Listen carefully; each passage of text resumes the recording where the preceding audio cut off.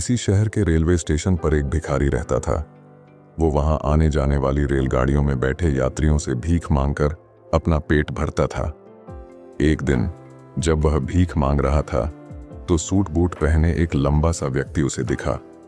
उसने सोचा कि यह व्यक्ति बहुत अमीर लगता है, इससे भीख मांगने पर यह मुझे जरूर अच्छे पैसे देगा। वह उस लंबे व्यक्ति से भीख मांगने लगा।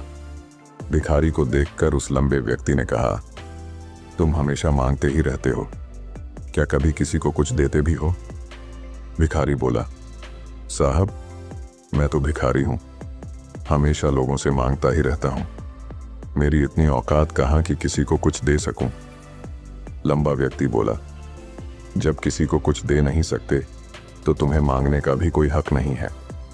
मैं एक व्यापारी हूं और लेन देन में ही विश्वास करता हूं। अगर तुम्हारे पास मुझे कुछ देने को हो तभी मैं तुम्हें बदले में कुछ दे सकता हूं। इतना कहने के बाद वह लंबा आदमी ट्रेन में बैठकर चला गया। इधर भिखारी उसकी कही गई बात के बारे में सोचने लगा। उस लंबे व्यक्ति के द्वारा कही गई बात उस भिखारी के दिल में उतर गई। वह सोचने लगा कि शायद मुझे भीख में अधिक पैसा इसीलिए नहीं मिलता क्योंकि मैं उसके बदले में किसी को कुछ दे नहीं पाता हूं। लेकिन मैं तो भिखारी हूं, किसी को कुछ देने लायक भी नहीं हूं। लेकिन कब तक मैं लोगों को बिना कुछ दिए केवल मांगता ही रहूंगा? बहुत सोचने के बाद उस भिखारी ने निर्णय किया कि जो भी व्यक्ति उसे भीख देगा उसके बदले में वह भी उस व्यक्ति को कुछ जरूर देगा। लेकिन अब उसके दिमाग में यह प्रश्न चल रहा था कि वह खुद भिखारी है तो भीख के बदले में वह दूसरों को क्या दे सकता है। इस बात को सोचते हुए 2 दिन हो गए, लेकिन उसे अपने प्रश्न का कोई उत्तर नहीं मिला था। तीसरे दिन जब वह स्टेशन के पास बैठा हुआ था तभी उसकी नज़र कुछ फूलों पर पड़ी जो स्टेशन के आसपास के पौधों पर खिल रहे थे। उसने सोचा, क्यों ना मैं लोगों को भीख के बदले कुछ फूल दे दिया करूं। उसको अपना यह विचार अच्छा लगा और उसने वहां से कुछ फूल तोड़ लिए। अब वह ट्रेन में भीख मांगने पहुंचा। अब जब भी कोई उसे भीख देता तो उसके बदले में वह भीख देने वाले को कुछ फूल दे देता। उन फूलों को लोग खुश होकर अपने पास रख लेते थे। अब भिखारी रोज फूल तोड़ता और भीख के बदले में उन फूलों को लोगों में बांट देता था। कुछ ही दिनों में उसने महसूस किया कि अब उसे बहुत अधिक लोग भीख देने लगे हैं। वह स्टेशन के पास के सभी फूलों को तोड़ लाता था। जब तक उसके पास फूल रहते थे तब तक उसे बहुत से लोग भीख देते थे, लेकिन जब फूल बांटते बांटते खत्म हो जाते तो उसे भीख भी नहीं मिलती थी। अब रोज ऐसा ही चलता रहा। एक दिन जब वह भीख मांग रहा था तो उसने देखा कि वही लंबा व्यक्ति ट्रेन में बैठा है, जिसकी वजह से उसे भीख के बदले फूल देने की प्रेरणा मिली थी।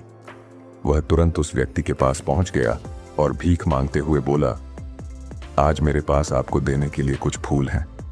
आप मुझे भीख दीजिए तो बदले में मैं आपको कुछ फूल दूंगा। उस लंबे व्यक्ति ने उसे भीख के रूप में कुछ पैसे दे दिए और भिखारी ने कुछ फूल उसे दे दिए। उस लंबे व्यक्ति को यह बात बहुत पसंद आई। वह बोला, वाह क्या बात है, आज तुम भी मेरी तरह एक व्यापारी बन गए हो। इतना कहकर फूल लेकर वह लंबा व्यक्ति अपने स्टेशन पर उतर गया। लेकिन उस लंबे व्यक्ति द्वारा कही गई बात एक बार फिर से उस भिखारी के दिल में उतर गई। वह बार बार उस लंबे व्यक्ति के द्वारा कही गई बात के बारे में सोचने लगा और बहुत खुश होने लगा। उसकी आंखें अब चमकने लगीं। उसे लगने लगा कि अब उसके हाथ सफलता की वह चाबी लग गई है जिसके द्वारा वह अपने जीवन को बदल सकता है। वह तुरंत ट्रेन से नीचे उतरा और उत्साहित होकर बहुत तेज आवाज में ऊपर आसमान की तरफ देखकर बोला, मैं भिखारी नहीं हूं, मैं तो एक व्यापारी हूं, मैं भी अमीर बन सकता हूं। लोगों ने उसे देखा तो सोचा कि शायद यह भिखारी पागल हो गया है और अगले दिन से वह भिखारी उस स्टेशन पर फिर कभी नहीं दिखा। लेकिन 6 महीने बाद इसी स्टेशन पर 2 व्यक्ति सूट बूट पहने हुए यात्रा कर रहे थे। दोनों ने एक दूसरे को देखा तो उनमें से एक ने दूसरे से हाथ मिलाया और कहा, क्या आपने मुझे पहचाना?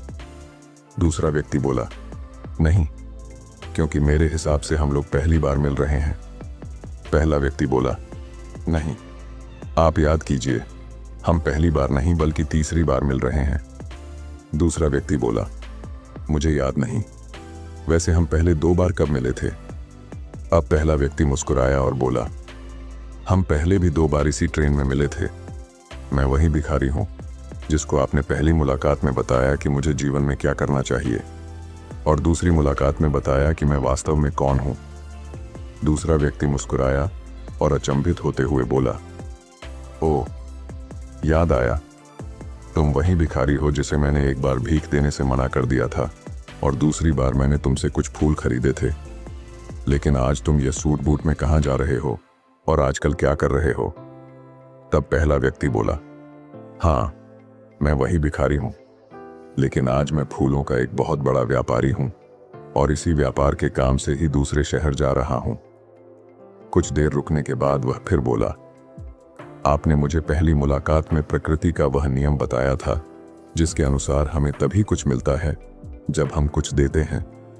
लेन देन का यह नियम वास्तव में काम करता है। मैंने यह बहुत अच्छी तरह महसूस किया है, लेकिन मैं खुद को हमेशा भिखारी ही समझता रहा।